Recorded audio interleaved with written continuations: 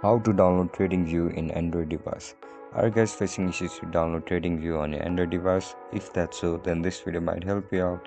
Without further ado, let's get started. First of all, open Play Store on your mobile device. Once you open the Play Store, now look at the right bottom of your screen where you can see the search icon. Click on it. Now tap on search bar and search for TradingView. Now click on the second option where you can see the icon for TradingView. Click on it, then after tap on install. Once you click on install, your app will start to download. It might take some time.